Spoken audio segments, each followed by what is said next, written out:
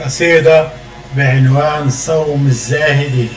ما زالت تزيغ في عيونك بالمتاجر الفساتين، اشتري 1000 فستان وتألقي واختالي بما تريدين، واستمتعي بإطراء هذا وذاك ومحاباة المنافقين، وألقاب تنادي بها ويسرك التكرار والروتين.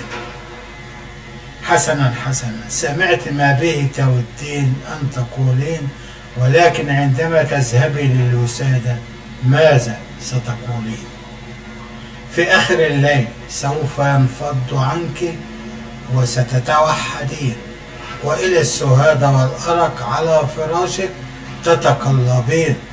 ربما في نهار الغد فكرك يمتد إلى ما سوف تفعلين، وربما في ليل الأمس تأتي ذكرياتك بالهمس وتبكين.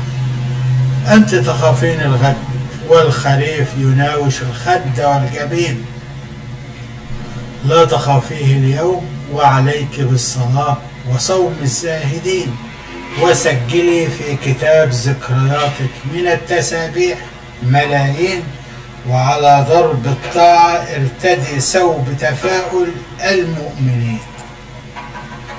ولا تبالي بالقول يقال من أفواه المستشرقين الضالين، فإنه لا ينفعك إلا ما كان صحيحا وخالصا لرب العالمين.